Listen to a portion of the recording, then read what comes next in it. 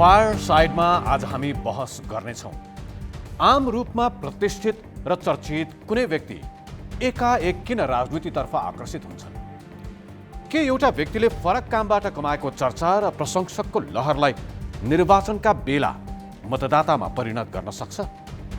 राजनीतिक नेतृत्वमा विकल्प खोजिरहेका जनताले आशा गर्न सक्ने वैकल्पिक नेतृत्व किन जन्मिन सकेन? जनताका दैनन्दिनका समस्याहरू समाधान गर्दै मुलुकलाई विकास र समृद्धिको दिशामा तीव्र रूपमा अघि बढाउनु पर्ने प्रमुख राजनीतिक दलहरूले आफ्ना नारा अनुरूप काम गर्न सकेका छैनन्। परम्परागत नीति र नेतृत्व परिवर्तनको मुद्दा लिएर आएका वैकल्पिक भनिएका राजनीतिक दलहरूले पनि आफूलाई स्थापित गर्न सकेका छैनन्, चाहे ती ठूला दलबाट चोइटिएर बनेका पार्टी हुन् वा राजनीति बदल्नुपर्छ भनेर नागरिक स्तरबाट राजनीतिमा घुमिएकाहरू हुन्। क्षेत्रीय राजनीतिबाट राष्ट्रिय राजनीतिमा प्रवेश गरेको उद्घोष गरेका मधेसवादी दलहरू छिन्न भिन्न छन्। साझा र विवेकशील जस्ता पार्टीहरूले सुरुमा केही उत्साह देखाए पनि उनीहरू आफै अहिले आन्तरिक विवादमा रुमल्लिएका छन्। एकताको महाधिवेशन भनेर पुनर्जागृत हुन खोजेको पुरानो मध्यको पार्टी राष्ट्रिय प्रजातन्त्र पार्टीका शक्तिशाली नेता नै पार्टीबाट बाहिरिए। स्थानीय निर्वाचनको संघारमा राजनैतिक वृत्तभन्दा बाहिर चर्चा र प्रशंसा कमाएकाहरू सक्रिय राजनीतिमा प्रवेश गर्ने क्रम र दल अदल बदलको क्रम चलिरहेको छ। तर यसभन्दा अघि यस्ता पात्रहरूले पार्टीलाई अल्पकालीन चर्चाभन्दा बढी केही ठोस दिन सकेका छैनन्। के राजनीति बदल्छु भन्ने आकांक्षा मात्रैले नेतृत्वमा पुग्न सकिन्छ? आफूलाई वैकल्पिक भन्ने पार्टी र तिनका नेताहरूसँग देश र मूलधारका राजनीतिक दलहरूबाट आजित नागरिकको भरोसा र मत दुवै जित्नका लागि के छ? के नेपाली राजनीतिक दलहरूको वर्तमान नेतृत्वसँग परिवर्तित जनआकांक्षाहरू पूरा गर्न सक्ने सामर्थ्य छ? जनताले सङ्घर्ष गरेर स्थापित गणतन्त्रलाई संस्थागत गर्दै थप अग्रगमनको बाटो समाउने वा पुरानै व्यवस्थातर्फ फर्किने? फायर साइडको आजको अङ्कमा हामी यिनै प्रश्नको जवाफ खोज्नेछौँ र आज हामीसँग हुनेछन् कलाकार तथा राष्ट्रिय प्रजातन्त्र पार्टीकी नेता रेखा थापा।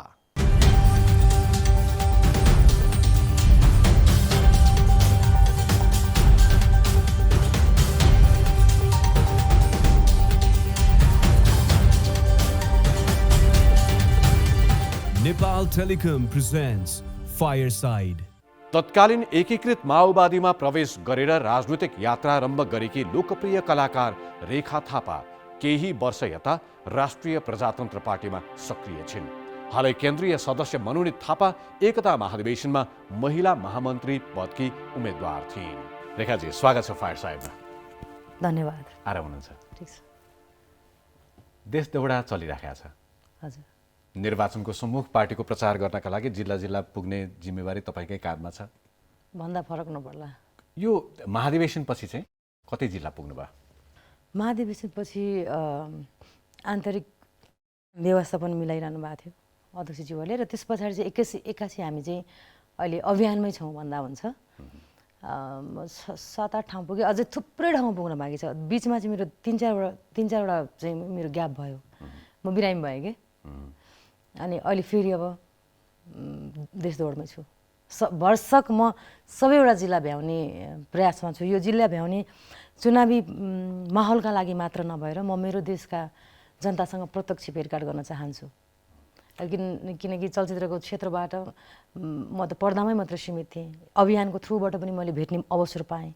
तर चुनावी माहौल साथसाथै यो देशको भूगोल, यो देशका जनता के चाहन्छन् भन्ने कुरा एटलिस्ट मलाई एउटा छोरीको नाताले पनि उहाँले सेयर गर्नुहुन्छ होला भन्ने त्यो मेरो लोभ पनि हो सबै ठाउँमा पुग्ने, र म पुग्छु पनि। एक हिसाबले पार्टीको कार्यक्रममा गइसकेपछि जनता भनौँ वा पार्टीका कार्यकर्ता भनौँ, पार्टीको कार्यकर्ताका हिसाबले अलि धेरैको सहभागिता हुन्छ होला। त्यो मानेमा राष्ट्रिय प्रजातन्त्र पार्टीका कार्यकर्ताहरू तपाईँहरूको यो कार्यक्रममा रेखा थापाको भाषण सुन्न वा रेखा थापालाई हेर्नका लागि पार्टीको नेता रेखा थापा हेर्न आउँछन्, सुन्न आउँछन् कि नायिका कलाकार रेखा थापालाई हेर्न सुन्न आउँछन्? यो मलाई धेरै वर्षदेखि भन्न मन लागेको एउटा कुरा छ। प्लिज।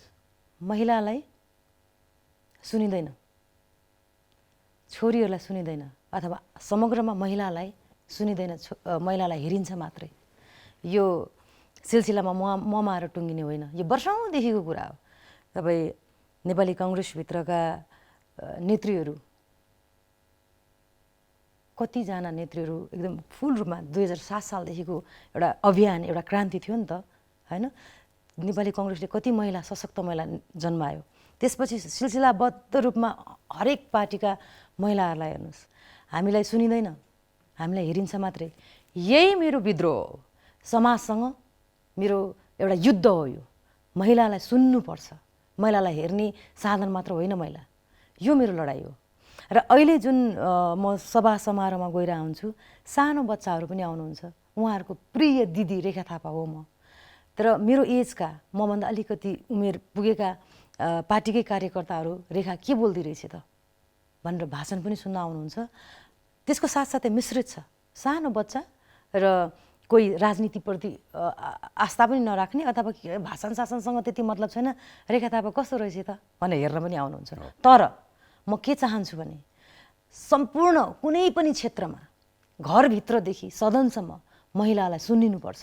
अलिकति सिनेमाको पृष्ठभूमि, हजुर, सुपरस्टारको छवि हजुर, भएका कारण पनि सायद पर्दामा हेर्ने बानी परेकाहरूले प्रत्यक्ष रूपमा देख्नका लागि, हेर्नका लागि पनि आउँछन् होला, त्यसरी पनि बुझ्न सकिएला। तर अर्को तर्फबाट मैले तपाईँलाई अझै मेहिन तरिकाले सोध्न चाहेको, राष्ट्रिय प्रजातन्त्र पार्टीमा लागिसकेपछि पार्टीमा तपाईँले महामन्त्रीको उम्मेदवारी दिनुभयो, पार्टीभित्रको निर्वाचनमा, आन्तरिक निर्वाचनमा प्रतिस्पर्धा गर्नुभयो, अहिले केन्द्रीय सदस्य मनोनित हुनुहुन्छ र पार्टीको प्रचारका लागि जिम्मेवारीमा हुनुहुन्छ एक हिसाबले अग्र मोर्चामा।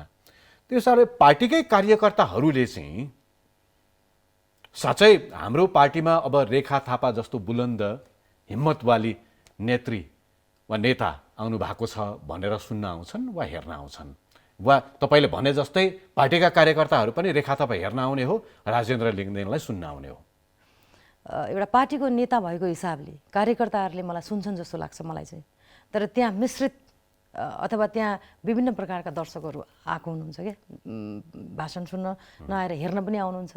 उहाँहरूलाई पनि म के भन्छु भने अब हामी धेरै हेऱ्यौँ, वर्षौँदेखि हेरिरहेछौँ, भूमिका अनुसार यो व्यक्तिले के भन्छ अथवा त्यहाँनिर छोरी मान्छे या छोरा मान्छे भनेर विभाजन नगरिकन यो व्यक्तिले, यो मान्छेले के बोल्छ, यो मान्छे के चाहन्छ, यो मान्छेले के भन्न खोजिरहेछ समाजलाई, देशलाई, र के परिवर्तन गर्न खोजिरहेछ भन्ने कुरा चाहिँ म सम्पूर्ण दर्शकहरूलाई पनि, जसले मलाई हेर्न आउनुहुन्छ, म उहाँहरूलाई अनुरोध गर्छु, एकपल्ट मलाई सुन्नुहोस्, मलाई केही भन्नु छ यो समाजलाई, मलाई केही भन्नु छ यो देशलाई, मलाई केही भन्नु छ यो समाजको अगुवाईहरूलाई। यो मेरो युद्ध हो। त्यसकारण म हेर्न आउनेहरूलाई पनि म कन्भर्ट गर्न चाहन्छु, बदल्न चाहन्छु, मेरो विचार सुन, मलाई एकपल्ट सुनिदेऊ भनेर यो मेरो सङ्घर्ष जारी रहन्छ, पार्टीभित्रै पनि जारी रहन्छ। त्यो सङ्घर्षका लागि, सफलताका लागि शुभकामना त छँदैछ। त्यो आँट, त्यो साहस, त्यो हिम्मतका लागि तपाईँको प्रशंसा गर्नेहरू थुप्रै छन् पनि। अलिकति तपाईँको राजनीतिक यात्रालाई फर्केर हेरौँ न, तपाईँको सिनेमाको भाषामा फ्ल्यासब्याक भन्छन् होइन। 2066 साल माओवादीको आम हडताल, त्यो आम हडतालको नायक पुष्पकमल दाहाल, आम रूपमा प्रचण्डका रूपमा परिचित, उनको सहभागिता भएको कार्यक्रमको मञ्चमा तपाईँ चढ्नुभयो र गीत गाउनुभयो, नाच्नुभयो, उहाँलाई पनि नचाउनु भयो, लालुपाते नुयो भुइँतिर। त्यो एउटा सिन सिनेमाकै भाषामा नन लिनियर फर्मेटमा फेरि 73मा आउँ, त्यति बेला माओवादी जस्ता पार्टीहरू सबै विदेशी इसारामा चल्ने रहेछन्, मौलिक सिद्धान्तको पार्टी भनेर राप्रपामा प्रवेश गर्नुभयो। अहिले 2078 सालमा राप्रपा पार्टी मात्रै हो जसले देशलाई अघि बढाउन सक्छ, परिवर्तन दिन सक्छ भन्ने कुरालाई तपाईँले पनि बलका साथ बोल्दै हुनुहुन्छ।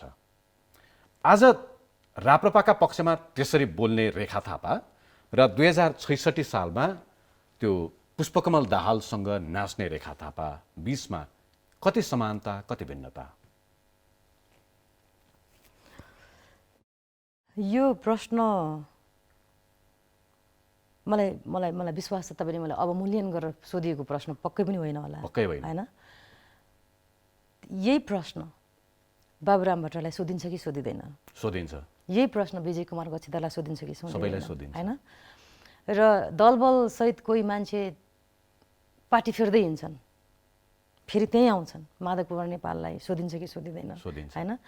म एउटा त्यो समयमा मलाई त्यो सही लागेको थियो, देशमा आमूल परिवर्तन हुन्छ होला, देशमा महिला मुक्ति हुन्छ होला, देशमा दलित मुक्ति हुन्छ होला, देशमा गरिब लाई सम्बोधन हुन्छ होला, कोही मानिस गरिब हुनु पर्दैन होला। जुन मुद्दा थियो नि त्यो मुद्दाप्रति आकर्षित को थिएन होला यो देशमा? नभए काठमाडौँ जस्तो ठाउँमा माओवादीले एक छाप जितेको त हो नि त। सबैजनाले मौका पनि दिएको हो, रेखा थापाले मात्र होइन, यो देशका जनता सबै त्यो बेलामा माओवादीलाई हेर्न चाहन्थे, बा परिवर्तन भइहाल्छ कि। जब म त्यहाँ बसेर सिद्धान्त एकातिर व्यवहार एका अर्कोतिर भयो भने सधैँभरि विचार एकनाश र विचारमा एकदम पर्मानेन्टली त्यही विचारसँग सहमत हुनुपर्छ र त्यो विचारको झोला बोक्नुपर्छ भन्ने मान्यता राख्ने मान्छे होइन रेखा थापा। यदि त्यो विचारले कार्यान्वयनमा असर गर्दैन भने त्यसको झोला बोक्नु अर्थ छैन। र वर्षौँदेखि विचारको झोला बोक्ने मेरा देशका दाजुभाइहरू अहिले पनि विभिन्न पार्टीमा हुनुहुन्छ, कार्यकर्ता भएर बस्नु भएको छ। त्यो विचारको झोला बोकेर कहाँ पुग्यो त? कहीँ पनि पुगेको त छैन नि। हामी बन्दी बन्ने, हामी भन्ने बेलामा बहादुर नेपाली भन्छौँ, तर विचारको झोला बोकेर तिनै बहादुर नेपाली हुँ भन्नेहरू, हरेक पार्टीको झन्डा मुनि विचारको झोला बोक्नेहरू बन्दी भएका छन्। सबैलाई अप्रत्यक्ष रूपमा हरेक दलले बन्दी बनाएको छ। काम पर्दा ढुङ्गा हान्न पठाउँछ सडकमा, एमसिसीकै काण्डमा हेर्नुहोस् ढुङ्गा हान्न पठाउँछ युवाहरूलाई। आफू कुर्सीमा बसेर राजनीति गर्छ। राजनीति भन्ने शब्द त बदनाम भएको छ नि अहिले। तपाईँले आफैले पनि महाधिवेशन काका भन्नुभयो नि, एउटा वाक्यांश मलाई सम्झना छ, म राजनीतिमा दर्शक बन्नका लागि होइन खेलाडी बन्नका लागि आएको हुँ भनेर। तपाईँले भनेको त्यो खेलाडी र तपाईँले जसप्रति इङ्गित गर्दै यो कुराहरू भन्दै हुनुहुन्छ नि, नेपाली राजनीतिक वृत्तका तमाम यी नेता कार्यकर्ताहरू, उनीहरूले खेलिरहेको खेल र तपाईँले खेल्न चाहेको खेल मैले भने विचारको बन्दी बन्ने होइन। यदि त्यो विचारमा, त्यो विचारप्रति, त्यो आस्थाप्रति कार्यकर्ताको, जनताको आस्था र विचार जुन बोकेको प्रति खेलबाड हुन्छ भने खबरदारी गरेको खोइ। आफ्नो जो व्यक्तिको, जो दलको झोला बोकिन्छ, विचारको झोला, त्यो झोला फ्याँक्न सकेको खोइ। मैले त फ्यालेँ नि। मलाई जुन गलत ढङ्गले विश्लेषण गरिन्छ कि रूपेशजी, मलाई पार्टी चाड्दै हिँड्ने, मैले कहाँ पार्टी चाड्दै हिँड्ने? म विचारको झोला बोकिरहँदा त्यो विचारले कहीँ पनि पुर्याउँदैन। त्यो विचारले नेपाली जनतालाई धोका दिइरहेछ। त्यो विचारको झोलामा केही पनि छैन। यसलाई यसरी पनि हेरौँ न, विश्लेषण नै गरौँ। यसका सकारात्मक नकारात्मक पाटाहरू वा यसका पक्षहरू विभिन्न होलान्। त्यही प्रसङ्गलाई तपाईँले जुन तरिकाले विश्लेषण गर्नुभयो, के तत्कालीन अवस्थामा तपाईँलाई चाहिँ माओवादी भन्ने पार्टीले आफ्नो प्रचारका लागि मात्रै प्रयोग गर्ने प्रयत्न गर्यो कुनै न कुनै हिसाबमा? होइन, गरेको थिएन। त्यो चाहिँ फेरि म जिन्दगीमा सबै कुरा गर्छु, म झुट बोल्न आउँदैन। र मलाई गरेको कुरालाई म यो गरेको हो भन्न पनि म पछि हट्दिनँ। मलाई माओवादी पार्टीले त्यो टाइममा प्रत्यक्ष निर्वाचनको लागि पर्सा क्षेत्र नम्बर 1बाट टिकट पनि दिएको हो। मलाई प्रयोग गरेका थिएन। म त्यहीँ बसिरहँदा आज कुनै न कुनै ठाउँमा तपाईँले देख्न सक्नुहुन्थ्यो। म पद र प्रतिष्ठाको लोभी मान्छे होइन। मेरो क्रान्ति र मेरो अभियान नै फरक छ। मेरो स्वाभिमानले, मैले बुझेर, मैले जानेर मैले जनताको सेवा गर्न चाहन्छु। राजनीति भनेको त सेवा हो नि। ठिक छ, यही प्रश्नमा, यही विषयमै जाउँ। त्यसो भए एउटा व्यक्ति जसले आफ्नो पेसा, आफ्नो क्षेत्रमा नाम, दाम, शोहरत के भन्छन् नि, यी सबै कमाएर बसेको व्यक्ति, जसले समाज सुधारका लागि भनेर अभियान पनि चलाएको छ, जिल्ला जिल्ला पुगेको छ, जनतासँग साक्षात्कार गरेको छ, त्यो व्यक्तिले त्यतिले नपुगेर राजनीतिमा किन प्रवेश गर्छ? मैले तपाईँको मात्रै कुरा गरिनँ। किन प्रवेश गर्छ? किन आकर्षित हुन्छ मान्छे? आकर्षित होइन, राजनीतिलाई बदनाम गरेको मात्रै हो। वर्षौँदेखि राजनीति भन्ने शब्द बदनाम छ, फोहोर बनाइदिएको छ। सफा गर्न तपाईँ हामी जस्तो युवा हुनुपर्छ। त्यहाँ हामीलाई भ्रममा राखियो वर्षौँदेखि। नेपाली जनतालाई यसरी भ्रममा राखियो, यसरी बहिरो बनाइयो। मतलब सुनिन्छ तर सुनेको पनि केही सुने जस्तो पनि लाग्दैन के। मलाई चाहिँ के लाग्छ भने हामी नीति नियम बनाउने ठाउँमा नपुगिकन मैले जनताको मुद्दालाई कसरी कार्यान्वयन गर्न सकिन्छ, कसरी सुनवाई गर्ने। म हरेक ठाउँमा जान्छु। म मधेसमा गएँ, कर्णालीमा जाँदाखेरि हामीलाई यो समस्या छ, हामीलाई फलानु समस्या छ, हामीलाई डिस्काउनु समस्या छ। मैले त सुन्ने मात्रै हो। मैले सुनाएर उहाँहरूको मुखपत्र भएर त्यो ठाउँमा सम्बन्धित ठाउँमा गएर त्यो चिजहरूलाई कार्यान्वयन गर्ने मेरो भूमिका के त? अभियान चलाएर मात्रै समस्याको समाधान हुन्छ र? नहुँदो रहेछ। बाल विवाहको अभियान चलाइयो, अहिले पनि देखिरहनु भएको छ। रिसेन्ट केसहरूमा पनि त्यो चिजहरू व्याप्त देखिन्छ, एकदम सहरकै बुझ्ने मानिसहरूमा पनि त्यो चेतना देखिँदैन काहीँ भने अभियान चलाएर मान्छेलाई चेतनाको लेभल उठाउनलाई प्रयत्न त गरिन्छ, जिन्दगीभरि गरि नै रहन्छ। यो राजनीति पनि एउटा अभियान हो। राप्रपा पार्टीको अहिलेको जुन सिनेरियो देखिरहनु भएको छ त्यो पनि हाम्रो अभियान हो। देशभक्तिपूर्ण आन्दोलन हुनुपर्छ, देशमा सुशासन हुनुपर्छ, देश आफ्नै विचार र आफ्नै मौलिकताबाट चल्नुपर्छ, यो देशमा विदेशी हस्तक्षेप हुनु हुँदैन भन्ने प्रकारको अभियानै हो।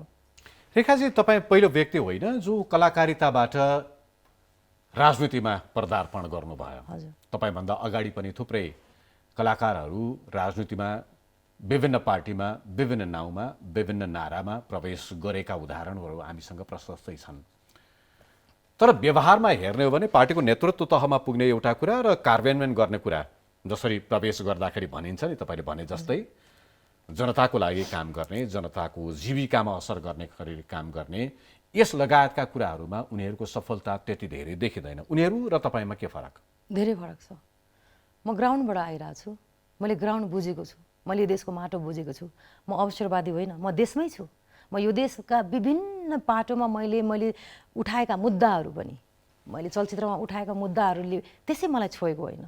एउटा मजदुरको विषय किन उठाउँथेँ होला, एउटा महिलाको मुद्दा किन उठाउँथेँ, एउटा प्रशासनको महिलाको मुद्दा किन उठाउँथेँ, या एउटा बेरोजगार युवाको मुद्दा किन उठाउँथेँ होला त? मलाई यदि यो देशको माटो, यो देशको व्यवस्थाले मलाई छुँदैन थियो भने, यो देशमा जुन प्रकारको विकराल अवस्था छ त्यो अवस्थाप्रति मेरो सहमत छैन, म छैन त्यसमा। र मैले देख्दाखेरि मैले एउटा प्रश्नको मतलब एउटा चिज चाहिँ मैले आज तपाईँको प्रोग्रामबाट के क्लियर गर्न चाहन्छु भने, धेरै मानिसहरूले कलाकारहरू राजनीतिमा नआए हुन्थ्यो, ठिक छ, म आउँदिनँ, तर मलाई राम्रोसँग यो समाजमा सुशासन, शान्त, हरेक कुराहरू व्यवस्थापन, यही देशमा रोजगारी गरेर खान सक्ने अवस्था, युवा हो नि म पनि, सबै युवाहरूको प्रतिनिधित्व गर्दै बोलिरहेको छु, त्यो व्यवस्था राम्रोसँग मिलाइदेऊ, आउँदिनँ म राजनीतिमा। यदि कलाकारहरू चर्चाका लागि वा पद प्रतिष्ठाका लागि, थप पद प्रतिष्ठाका लागि पार्टीमा राजनीतिमा लागेका होइनन् भने, वा तपाईँ त्यसरी लाग्नु भएको होइन भने, राष्ट्रिय प्रजातन्त्र पार्टीको केन्द्रीय सदस्य तपाईँ, पार्टीभित्रका बैठकहरूमा तपाईँको आफ्नो वैचारिक हस्तक्षेप चाहिँ कति छ? तपाईँको विचार कति सुन्छ पार्टीले? भर्खर नयाँ नेतृत्व चयन भएको छ, भर्खर अध्यक्ष हामीले नयाँ पाएका छौँ, युवा पाएका छौँ। अहिले त हामी त्यो बैठकभन्दा आन्तरिक बैठकभन्दा पनि पहिले अहिले हामी देशव्यापी रूपमा एउटा आन्दोलनको रूपमा हामी अगाडि बढिरहेछौँ। अब जुन दिन पार्टीभित्र केन्द्रीय बैठक बस्छ अथवा कुनै पनि कुराको छलफल गर्नुपर्दा मेरो विचार सशक्त रूपमा त्यहाँ हुनेछ र मलाई सुन्नुपर्छ जस्तो लाग्छ। भनेको केन्द्रीय समिति मनोनयन भइसकेपछि पार्टीभित्रको आन्तरिक छलफलहरू बैठकहरू भएका छैनन्? अहिले अलिक कमै भइरहेछ, किनभने अहिले हामी बाहिरै छौँ नि त, अध्यक्षज्यू हरेक दिन बाहिर जिल्लामा हुनुहुन्छ। मैले सोध्न चाहेकै थिएँ, तपाईँ आफै पनि जिल्ला जिल्ला पुगिराख्नु भएको छ, आमसभामा पुगिराख्नु भएको छ, पार्टीमा अरू थुप्रै नेताहरू छन्, लामो योगदान गरेका नेताहरू छन् जसको उपस्थिति पनि करिब करिब छ, तर उहाँहरूभन्दा तपाईँ अझै प्रखर रूपमा स्टेजमा कार्यकर्ता माझमा भाषण गरिराख्नु भएको छ, मन्तव्य दिइराख्नु भएको छ। कसलाई कति भूमिका दिने भन्ने विषयमा पार्टीमा छलफल नभइकन तपाईँ फ्रन्टमा आइराख्नु भएको छ? छलफल भएरै हो, यस्तो हुन्छ, छलफल भएरै हो। एउटा नम्बर 1। नम्बर 2 चाहिँ जस्तो जिल्लामा जहाँ अहिले आमसभाहरू भइरहेछ, जिल्लाका अध्यक्षहरूले नै बोलाउने हो, को नेतालाई बोलाउने हो भनेर चाहिँ त्यहाँ सचिवालयले निर्णय गर्दैन त्यो कुरा। त्यहाँ चाहिँ जिल्लाका अध्यक्षहरूलाई त्यो प्रायोरिटीमा त्यो जिम्मेवारी दिएको छ, तपाईँहरूलाई को नेता चाहिन्छ उहाँहरूलाई नै बोलाउनुहोस् भनेर त्यो अधिकार दिएको छ। त्यो अधिकार अन्तर्गत रेखा थापा त्यहाँ पर्या हो, होइन भने पार्टीभित्र प्रायः जस्तो सबैजना बाँडेर नै हिँडिरहनु भएको छ। अलिकति महाधिवेशनको सन्दर्भ कोट्याउन मन लाग्यो, त्यति बेला भइदिएको भए अझै सोधिन्थ्यो, तर आज पनि ठिकै छ। हजुर, महाधिवेशनताका तपाईँ महामन्त्रीमा उम्मेदवारी दिँदै हुनुहुन्थ्यो, राजेन्द्र लिङदेन तपाईँको टोलीको नेता, हाम्रो क्याम्प तपाईँको क्याम्प, तर त्यसभन्दा अगाडि पार्टी प्रवेश गरिरहँदाखेरि तपाईँ कमल थापाबाट प्रेरित भएर राप्रपा प्रवेश गर्नुभयो भन्ने सुनियो। उति बेला तपाईँका सार्वजनिक मन्तव्यहरू सुन्ने हो भने पनि हो। कमल थापाको निकै धेरै प्रशंसा गरेको र कमल थापा मात्रै हो नेता जसले देशलाई हाँक्न सक्छ भन्ने प्रकृतिको शब्दहरू तलमाथि होलान्, त्यस खालको भावहरू तपाईँले प्रकट गर्नुहुन्थ्यो। निर्वाचनमा उहाँकै विरुद्धमा लाग्नुभयो तपाईँ, के आइपर्यो त्यस्तो? उहाँको विरुद्धमा होइन, प्रवृत्तिको विरुद्धमा हो। सधैँभरि हामी निरङ्कुश तरिकाको व्यवहार कसैलाई पनि स्वीकार्य हुँदैन र हामी जहिले पनि नयाँ नेतृत्वमा विश्वास गर्ने, हामी परिवर्तन गर्ने हो भने त पार्टीभित्रैबाट परिवर्तन गरौँ नि त। वर्षौँ वर्ष, धेरै वर्षदेखि उहाँ अध्यक्ष हुनुहुन्थ्यो, त्यसपछि नयाँले थाहा नि त नयाँ हुँदाखेरि केही परिवर्तन हुन्छ कि भन्ने। तपाईँले पहिला प्रशंसा गरेको जुन प्रशंसा पुलिन्दाहरू थिए ती चाहिँ तपाईँले उहाँको त्यो नेचर, त्यो प्रवृत्ति थाहा नपाएर हो वा त्यसैको तारिफ थियो? मैले अब टेलिभिजन अनि उहाँको विचारहरू व्यक्त गरेको बेलामा मलाई त्यस्तै लाग्यो, तर व्यवहार, आन्तरिक व्यवहारमा पनि अलिकति फरक भएँ। तर मैले उहाँको विषयमा धेरै कुरा गर्न चाहन्न। उहाँ बहुत राम्रो व्यक्ति हो, उहाँले जे गरिरहनु भएको छ सोच विचार गरेर गरिरहनु भएको छ होला। एज अ लिडर यो देशको म सम्मान गर्छु उहाँलाई, उहाँको विषय खासै प्रवेश नगराउँदा हुन्छ होला। यहाँ राजेन्द्र लिङ्गदेन क्याम्पमा तपाईँ महामन्त्री हुनुहुन्थ्यो, उहाँ आफू कमल थापा आफू अध्यक्षको उम्मेदवार, बाँकी युद्ध चाहिँ तपाईँहरू बिचमा चले, दुईजना थापा बिचमा, दुईजना थापाहरूको कम्पिटिसन। राजेन्द्र लिङ्गदेनले कतै रेखा थापालाई अघि सारेर कमल थापासँग जुझ्नका लागि अघि सारेर आफ्नो मैदान खाली गरेर गोल गर्ने अवसर खोजेका त होइनन्, कतै त्यो रणनीतिक चाल त थिएन भनेर पनि प्रश्न गर्छन्। थियो भने पनि मलाई खुसी रणनीति लाग्यो। राजनीति हो, जे पनि हुनसक्छ। यदि थियो भने पनि मलाई कुनै गुनासो छैन। मेरो उद्देश्य नेतृत्व परिवर्तन होस् भन्ने थियो। नेतृत्व परिवर्तन भयो र नेतृत्व परिवर्तन भइसकेपछि, नयाँ अध्यक्ष पाइसकेपछि राष्ट्रिय प्रजातन्त्र पार्टीले अब ठुलो जिम्मेवारी अध्यक्षको काँधमा छ। हिजो हामीले जुन त्रुटि देख्यौँ विगतमा, त्यो त्रुटि हुनु भएन र अब नयाँ ढङ्गले, अब यो त नयाँ पुरानोको पार्टी भएन, यो एउटा नयाँ ढङ्गले यो पार्टी अगाडि बढ्नुपर्छ। नयाँ अध्यक्ष, यत्रो वर्षपछि एउटा चिज ढलेको छ, नयाँ चिज अध्यक्ष पाएको छ कार्यकर्ता नेताहरू सबैले भनेपछि यसमा पनि मलाई कुनै गुनासो छैन। यदि त्यो तपाईँले भने जस्तै एउटा रणनीति नै थियो भने पनि मेरो जितै हो यो पनि। तर कलाकारितामा तपाईँ सुपरस्टार, प्रशंसकले मन पराएको कलाकार, पार्टीको यो आन्तरिक निर्वाचनमा चाहिँ तपाईँका कार्यकर्ताहरूले तपाईँलाई मन पराएनन् भन्न मिल्छ तपाईँ पराजित भएको सन्दर्भलाई लिएर? कहिलेकाहीँ टेक्निकल मिस्टेक पनि हुन्छ भनेर लिँदा पनि हुन्छ। मन पराएनन् भन्दा पनि नमन पराएको भएदेखि 100वटा भोट आउँथ्यो होला। तपाईँले अघि नाम लिएको पूर्व अध्यक्षको भोटभन्दा मेरो 50वटा मत बढी छ। म एउटा कुरा यहाँबाट के स्पष्ट पार्न चाहन्छु भने, भोलि म निर्वाचनमा भाग लिएँ भने पनि मेरो गोजीबाट 1 रुपियाँ पैसा खर्च हुँदैन। यो कुरा मैले पहिला पनि बोल्दै आएको छु, आज पनि बोल्छु। मलाई ग्राउन्डदेखि नै, मलाई फिल्डदेखि नै मलाई भ्रष्टाचारी नबनाइयोस्। तर कमल थापाले भन्नुभएको छ नि सार्वजनिक रूपमै, राजेन्द्र लिङ्गदेनले पार्टीमा महाधिवेशन जित्नका लागि कतैबाट पाएका छन् करोड भनेर। होइन, म साक्षी छु, त्यो गलत कुरा हो। पैसा लिँदाखेरिको साक्षी कि पैसा नलिँदाको साक्षी? मलाई थाहै छैन, नलिँदाको साक्षी। किनभने पोस्टर छाप्ने पैसा थिएन हाम्रो। मेरो पोस्टर त लास्ट आवरमा, हाम्रो पोस्टर त लास्ट आवरमा थियो। तपाईँको त पोस्टरै छाप्नु पर्दैन, तपाईँलाई त होइन, त्यही त हाम्रो भनेको होइन। यो चाहिँ आरोप चाहिँ हार मानसिकताको उपज हो। यो आरोप बिल्कुलै गलत हो। तपाईँले जसरी सुशासन चाहिन्छ, रोजगारी चाहिन्छ, यी तमाम विसङ्गति विकृतिहरूको अन्त्य गरिनुपर्छ भनेर बोल्दै आउनु भएको छ पहिलेदेखि नै, राप्रपामा मात्रै होइन। तर आजको दिनमा तपाईँलाई लाग्छ राप्रपा भन्ने पार्टीमा रहेर तपाईँले भनेका कुराहरू पुरा गर्न सकिन्छ? सक्छु म। हामी ठुलो सपना पनि देखाउँदैनौँ। म ठुलो सपनाको कुरा गर्न आएको होइन, सामान्य घाँस बाँस कपासको कुरा छ। हामीले ठुल्ठुलो गफ दिएर जनतालाई भ्रममा राख्ने पनि होइन। हामीले आधारभूत कुराहरू, चाहिने कुराहरू, मैले पैसा दिन नसकौँला तपाईँलाई, तर रोजगारी दिन त सक्छु नि। शिक्षा, स्वास्थ्य, यी चिजहरूमा मात्रै हामी काम गर्न सक्छौँ। जुन चिज एकदमै आवश्यकताको चिजहरू छ। जुन पार्टीले नेपाली जनताले सङ्घर्षको बलमा स्थापना गरेको व्यवस्थालाई नै मान्दैन, त्यसलाई नै स्वीकार गर्दैन, परिवर्तनलाई नै आत्मसात गर्दैन, त्यो पार्टीले तपाईँले भनेका कुराहरू ल्याउँछ भनेर कसरी विश्वास गर्ने?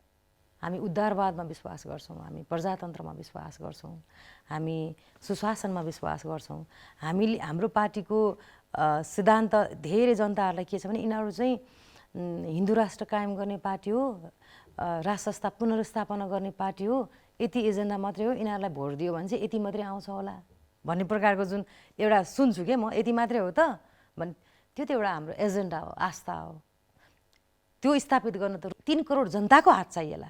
हामीले जुन एजेन्डा लिएका छौँ राष्ट्र संस्था पुनर्स्थापना गर्ने र हिन्दू राष्ट्र कायम गर्नका लागि 3 करोड जनताले नै साथ दिनु पर्ला, कङ्ग्रेसले साथ दिनु पर्ला, एमाले साथ दिनु पर्ला, माओवादी हैन। सुन्नु न, म भन्दैछु, मैले सोधेकै त्यही, सुन्नु न, म जुन पार्टीले आम निर्वाचनमा 3% भोट पनि कटाउन सकेन, प्राप्त गर्न सकेन, त्यो पार्टीलाई तपाईँले भने जस्तो झन्डै 3 करोड पुगेन जनगणनामा, त्यति जनताले, त्यसमा पनि भोटर त आधी मात्रै छन्, तिनले पत्याउँछन् भनेर कसरी विश्वास गर्ने? ठिकै छ नि त। जुन कुरालाई आफैले आन्दोलन गरेर हटाए, धर्मनिरपेक्षता स्थापना गरे, राजतन्त्र हटाए, आफैले आन्दोलन गरेर हटाएका कुराहरूलाई स्थापना गर्नका लागि फेरि राप्रपालाई किन भोट दिन्छन् जनताले? रुपेशजी, तपाईँलाई त्यसो लाग्छ नेपाली जनताले नै आन्दोलन गरेर हटाएको हो?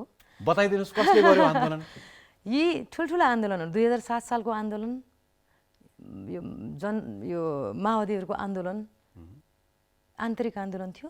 62-63 को आन्दोलन नेपालीको बलमा भएको थिएन। 2007 सालको आन्दोलन नेपालीको बलमा भएको थिएन। तर त्यहाँ भूमिका 46 सालको आन्दोलन नेपालीको बलमा भएको थिएन। त्यही त, त्यसको भूमिका त अन्त्यतिरबाट खेलिएको देखिन्छ नि त। तपाईँलाई पनि थाहा छ, मलाई पनि हैन, भन्दिनुस्, मलाई थाहा छैन, बताइदिनुस्। म किन बताउँ? मैले त पहिलो पटक सुन्दैछु 2007 सालको आन्दोलन अन्त कतैबाट परिचालित हो भन्ने कुरा पहिलो पटक सुन्दैछु। यहीँनिर जनआन्दोलन भइरहँदा, क्रान्ति भइरहँदाखेरि त्यो क्रान्तिका मेन हेडहरू त अन्त्य थिए, अन्त्य बसेका थिए। को थियो, कहाँ थियो? मलाई यो उहाँहरू कसैको विषयमा मैले विश्लेषण गरेर फलानु तिलानु ढिस्कानु भन्न छैन। हैन, तपाईले यति आरोप लगाइसकेपछि, आरोप होइन, यो आरोप होइन, त्यति हजारौं जनता सडकमा उत्रिएर आन्दोलन गरेका छन्। 62-63 को कुरा गर्ने हो भने 19 दिनसम्म आन्दोलन चलेको थियो। त्यही त, जस्तो मैले भने, सुन्नुहोस् न, मैले भने हाम्रो आन्तरिक यही देशमा देश भक्तिहरूलाई हामीले समेटेर आन्दोलन गऱ्यौँ भने देशभित्रै कसैबाट परिचालन नभइकन गर्दाखेरि यही देशभित्रको आन्दोलन हुन्छ। तर त्यहाँनिर काहीँ न काहीँ, कतै न कतै यो जगजायर छ। म एउटा लिडरसिप गरेर मैले ल आन्दोलन गरौँ, ती जनता, आन्दोलनमा आएको जनतालाई सबै कुराहरू थाहा हुन्छ त। आज बताइदिनुहोस्, 62-63 को आन्दोलन कसले परिचालन गरेको थियो? 12 बुँदे सहमति कहाँ गएर भएको थियो? दिल्लीमा भएको थियो, त्यो एउटा कुरा भयो। 2007 सालको पनि कुरा गर्नुहोस् न त, त्यतिखेर को कहाँ कसरी परिचालन भइरहेको थियो? हामीले अध्ययन गरेको र विज्ञहरूसँग कुरा गर्दा यस्तै कुरा सुनिन्छ। कि त विज्ञहरू गलत हुनु पर्यो, कि त इतिहास गलत हुनु पर्यो, कि त तपाईँ हामीलाई भ्रममा राखेको हुनु पर्यो।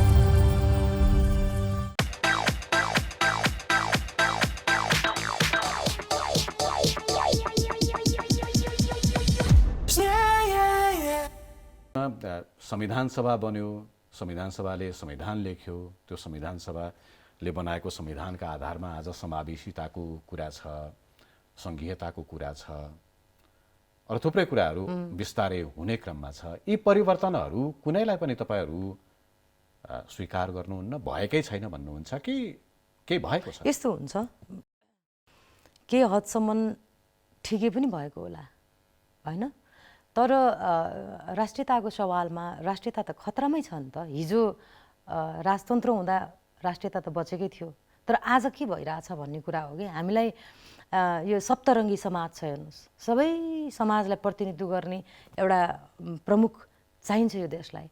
जस्तो महामहिम राष्ट्रपति विद्यादेवी भण्डारी हुनुहुन्छ, कम्युनिस्टको राष्ट्रपति भयो नि त। हिजो रामवरण यादव हुनुहुन्थ्यो।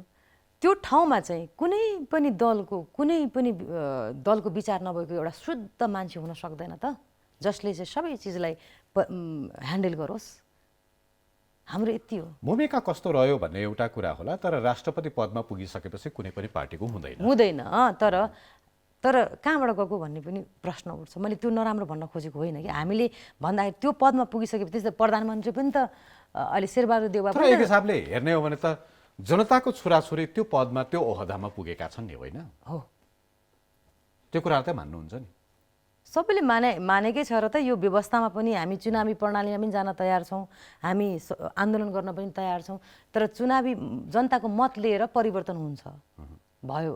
यो देशका जनता जागे भने, यो देशका जनताले चाहेको खण्डमा मैले चाहेर हिन्दू राष्ट्र पुनर्स्थापना हुने पनि होइन, राजा आएर कुर्सीमा बस्ने पनि होइन। मैले र तपाईँले या राप्रपाले चाहेर मात्रै हुँदैन। राप्रपाले चाहेको त्यो राजतन्त्र चाहिँ के चुनाव गरेर राजा छान्ने खालको सिस्टम हो? हाम्रो यो सङ्घर्ष जारी रहन्छ होइन। हामी चुनावी प्रणालीमा पनि भाग लिइरहन्छौँ अथवा हामी आन्दोलनका लागि पनि तयार हुनु पर्ला, नेपाली जनतालाई बुझाउनु पर्ला, यो यो यो चिजहरूमा हामी अगाडि बढी नै रहन्छौँ। तर अहिले नै तपाईँले भने जस्तो अहिले नै राप्रपाले सिट पायो अनि अहिले नै सबै कुरा हुने भन्ने जस्तो चाहिँ यो कुरामा मलाई पनि विश्वास छैन, तपाईँलाई पनि विश्वास छैन। हाम्रै पार्टीको नेताहरूलाई हामी चाहिँ त्यसलाई सिलसिलाबद्ध रूपमा अगाडि लिएर जाने। ठिक छ, अब निर्वाचनको सङ्घार छ, हजुर, स्थानीय तहको निर्वाचन आउँदैछ। त्यो निर्वाचनमा चाहिँ राप्रपाको हैसियत कत्रो बन्छ? मैले ठुलो बन्छ भन्छु नि, म पार्टीको नेता भएको हिसाबले होइन। तर जनताले यसपल्ट विवेक प्रयोग गरेर मत दिनुहुन्छ, उहाँहरूको मत हामीलाई चाहिँ स्वीकार्य छ। तर मलाई विश्वास छ उहाँहरूले यसपालि विवेकपूर्ण ढङ्गले मतदान गर्नुहुन्छ होला। यो त तपाईँले राष्ट्रिय प्रजातन्त्र पार्टीको केन्द्रीय सदस्यका नाताले कार्यकर्ता वा जनतामाझ भन्ने कुरा भयो। हजुर, तर स्थानीय तहहरूमा 753वटै स्थानीय तहमा प्रमुख, उपप्रमुख लगायतका ओहदाहरूमा उम्मेदवार बनाउनका लागि तपाईँको कार्यकर्ता पुग्छ? पुग्छ। अहिले त्यसैका लागि हामी देश दौडमा छौँ। अहिले देशव्यापी रूपमा जुन जनलहर छ, जुन हाम्रो पार्टीप्रतिको आस्था, विश्वास र आकर्षण छ, त्यही चिज निरन्तर रूपमा चलिरह्यो भने अघि तपाईँले भने जस्तो परिवर्तन सम्भव छ। सङ्घीय निर्वाचनमा, अघिल्लो सङ्घीय निर्वाचनमा तपाईँलाई सम्झना छ छैन, अर्को पार्टीको बैशाखी टेकेर तपाईँहरूले संसदमा 1 सिट हासिल गर्नुभयो। यो पटक कति सिट, कसको बैशाखी टेक्ने? बैशाखी टेक्ने भनेको बैशाखी त अब प्रचण्डजीहरूले पनि त कङ्ग्रेसको बैशाखी टेक्ने, उनीहरूले टेक्ने, उसलाई टेक्ने। यो त यो एउटा यो के प्रकारको चलन हो होइन? यो कस्तो परिपाठी हो? सिद्धान्त एकातिर हुन्छ, गठबन्धन एकातिर हुन्छ, कि त हिम्मत भए सिङ्गल लडे पनि हुन्छ, त्यो पनि स्वीकार्य हुन्छ। तर यदि सिस्टमै यही छ भने त बैशाखी नभनौँ, गठबन्धन त गर्नै पर्छ होला। भनेपछि तपाईँ यसको विरोधी हो कि समर्थक हो त? होइन, म एक हिसाबले चाहिँ नगर्दा राम्रो।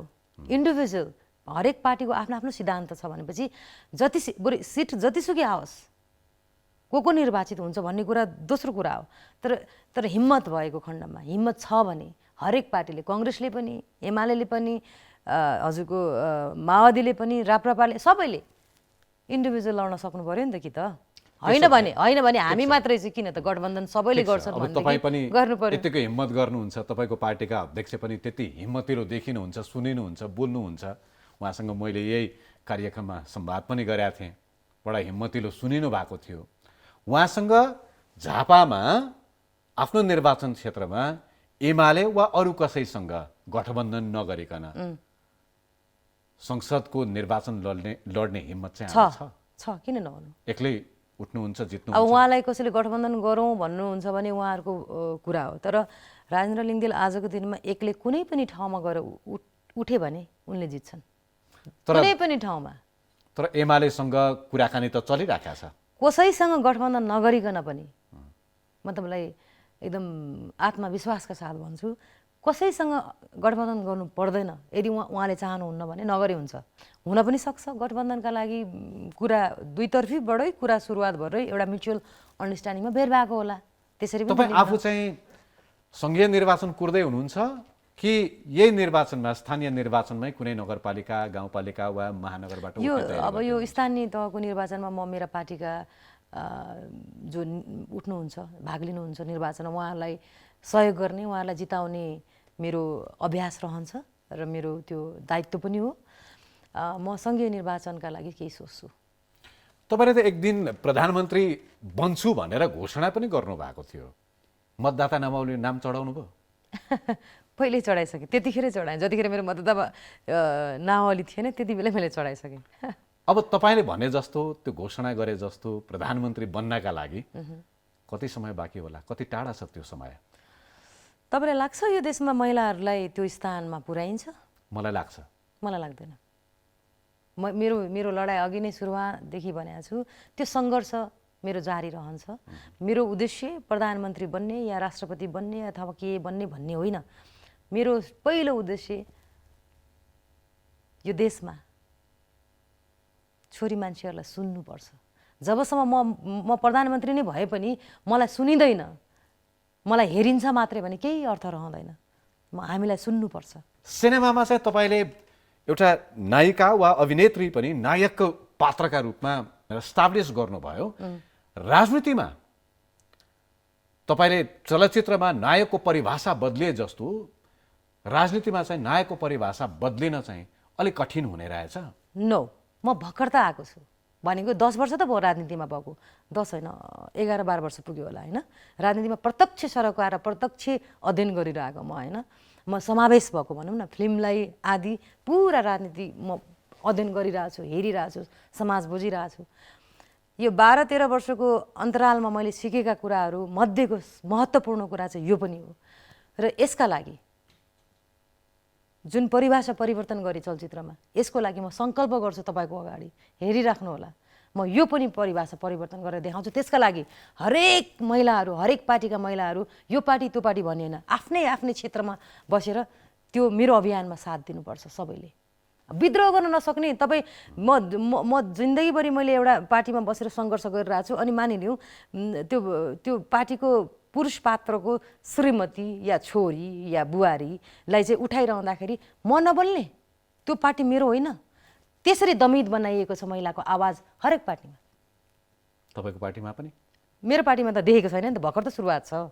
मेरो पार्टीमा भने लाग्नु भएको त 3-4 वर्षै भयो। भए पनि यिनै परिवर्तनहरू ल्याउन सकिन्छ भन्नका लागि पनि त परिवर्तन भयो नि नेतृत्व। किन म अभियानमा अग्रपङ्क्तिमा उभिएर म प्रवक्ता भएर किन बोल्थेँ होला त? नत्र अघिको प्रश्नमा म एकचोटि फर्किन्छु। राष्ट्रिय प्रजातन्त्र पार्टीमा रहेर तपाईँले भने जस्तो मुलुकको कार्यकारी ओहदामा पुग्न सकिने सम्भावना अझै पनि देख्नुहुन्छ? देख्छु म। असम्भव मलाई केही पनि लाग्दैन। तपाईँले भर्खरै एकैछिन अगाडि सम्भव छैन भन्ने जस्ता निराशावाला कुरा गर्नुभयो। कुन चाहिँ कुरामा चाहिँ? प्रधानमन्त्रीमा पुग्नको लागि कठिन छ भन्नुभयो सुन्नु न, तपाईँले। मैले त्यही त भनेको, कठिन छ। त्यसका लागि महिलाहरू आफ्नो अस्तित्व बुझ्न जरुरी छ। महिलाहरू दमित हुनु भएन, आवाज दमित बनाइन्छ। म एक्लैको आवाज पर्याप्त छ त? हरेक पार्टीभित्रका महिलाहरूले यो सोच्नु भएन कि मैले उठाइरहेको मुद्दा मेरो मात्रै मुद्दा होइन, हरेक महिलालाई, हरेक पार्टीभित्रका महिलाहरूलाई सुनिँदैन।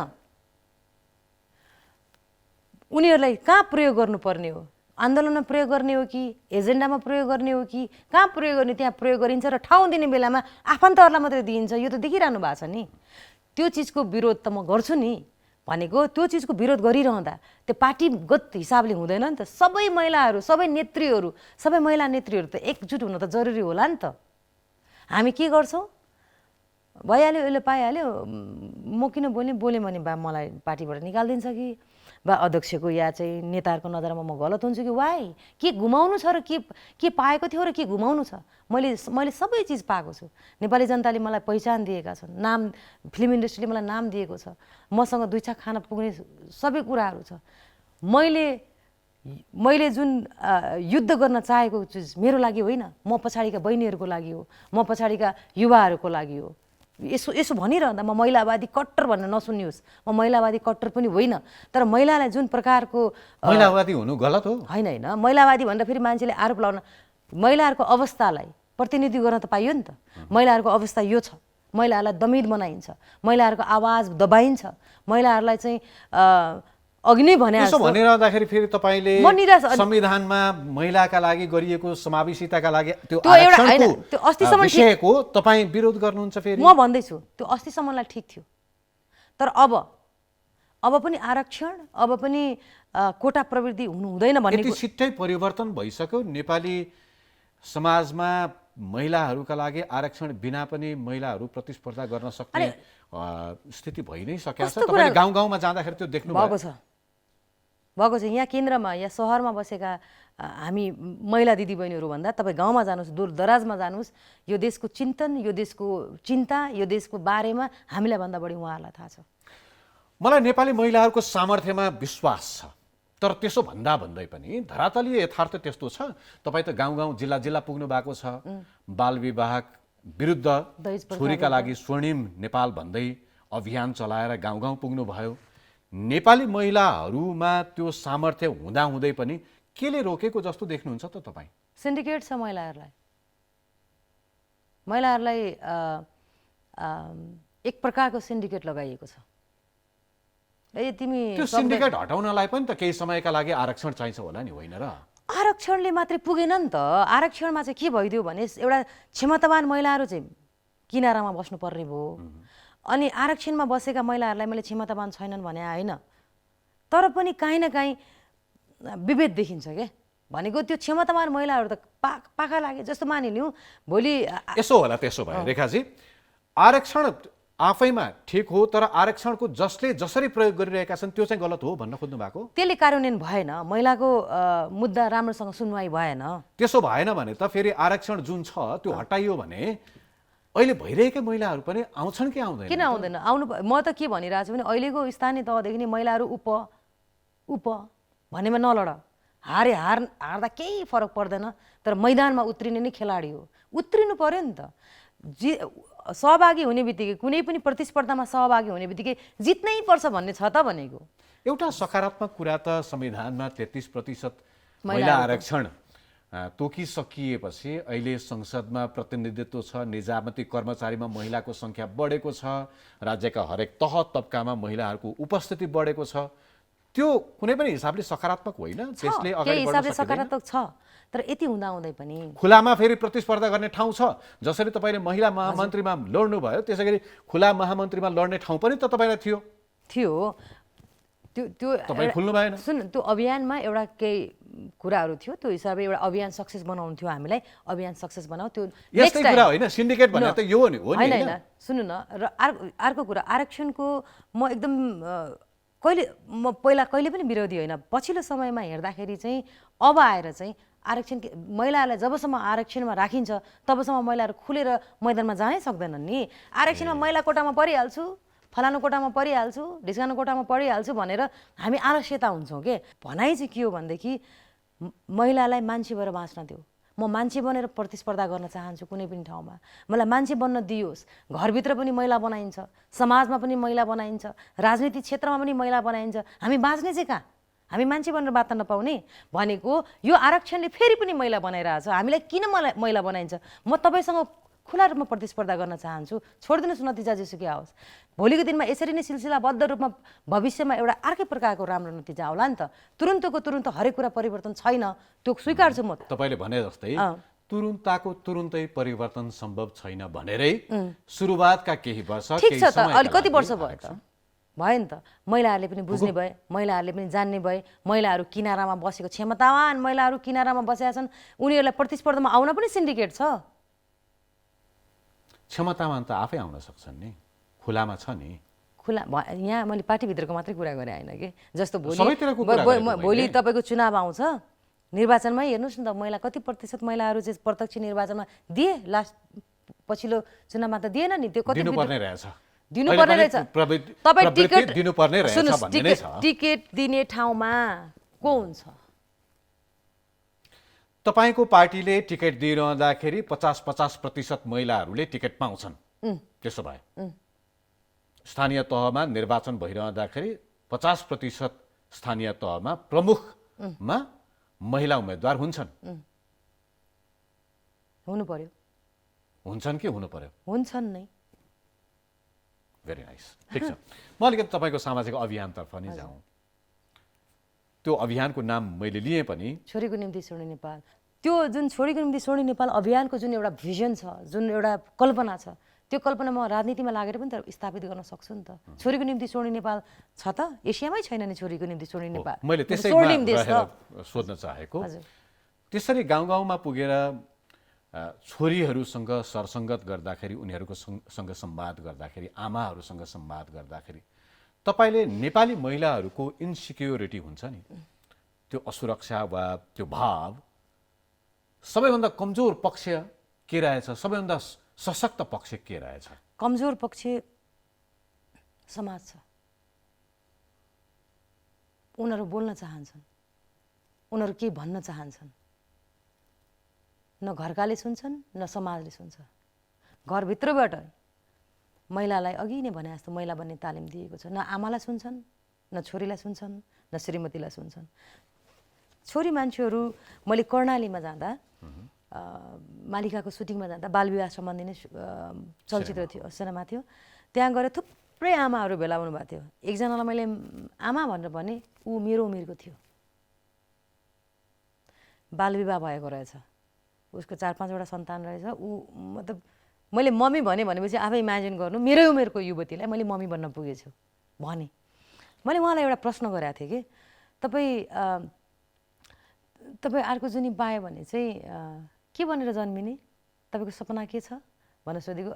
अर्को जुनी त के, कुनै पनि जुनीमा छोरी मान्छे भएर जन्मिनु नपरोस् बाबु भनेर उहाँले भन्नुभयो। जो छोरीका लागि, छोरीको निम्ति स्वर्ण नेपाल अभियानका लागि उहाँहरूसँग जम्काभेट भएको म त्यो पात्रलाई कस्तो पर्यो होला। एक, म मधेसमा जाँदाखेरि एकजना युवती 15-16 वर्षको युवती थियो। हाम्रो स्टेजमा मेयर, त्यहाँका प्रमुखहरू सबैजना हुनुहुन्थ्यो। ऊ दर्शकको रोमा बसेको थियो। म चाहन्थेँ हरेक छोरीहरू आएर बोलोस् मेरो प्रोग्राममा, बोल्नुपर्छ, के छ समस्या। त्यो एकजना युवती आयो, माइक च्याप्पै समाएको थियो र उनले जे बोल्यो नि, बोल्ने त छोरीहरू रहेछ नि त मेरो देशमा, बोल्ने त आमाहरू पनि रहेछ नि त मेरो देशमा, बोल्ने युवाहरू पनि छन् मेरो देशमा, छोराहरू पनि छन् मेरो देशमा। तर कहाँ किन कसरी बन्देज बनाइरहेको छ। र मैले देख्दाखेरि प्रब्लम के देखेँ भने डर छ, बहुत ठुलो डर छ। मैले जोड्न चाहेको, तपाईँ आफै पनि 14-15 वर्षको उमेरमा परिवारबाट विद्रोह गरेर निस्केको भन्नुहुन्थ्यो। त्यो भनेको 20-22 वर्ष अगाडि। त्यति बेला र आजको बिचमा कति अन्तर आएछ? उस्तै छ, परिवर्तन छैन। खालि सामाजिक सञ्जाल र यो टेक्निकल वर्ल्डले गर्दा परिवर्तन देखिएको होला, तर मानसिकता र चेतनामा परिवर्तन देख्दिनँ म। उस्तै छ। त्यो परिवर्तन, त्यो चेतना परिवर्तन गर्ने अभियानमा त थियौँ नि हामी खास त। र राजनीति पनि एउटा अभियान हो। राजनीतिबाट पनि त्यो कुरा सम्भव छ। हामीले जनतालाई जनता बनाउने कि जनतालाई नेता बनाउने हो भन्ने कुरा मेरो प्रमुख विषय, मतलब ध्यान रहन्छ। जस्तो मेरो केन्द्रबिन्दुमा रूपेशजी, मेरो केन्द्रबिन्दुमा यो देशका छोरीहरू छन्, यो देशका युवाहरू, छोराहरू छन्। मेरो केन्द्रबिन्दुमा मेरो भावनाभित्र चाहिँ यो देशका छोराछोरीहरूले लिड गर्नुपर्छ, बोल्नुपर्छ, अगाडि आउनुपर्छ, फेरि लिड गर्नुपर्छ, नेतै बन्नुपर्छ भन्न खोजे होइन, कुनै पनि क्षेत्रमा। र मैले देखेको चाहिँ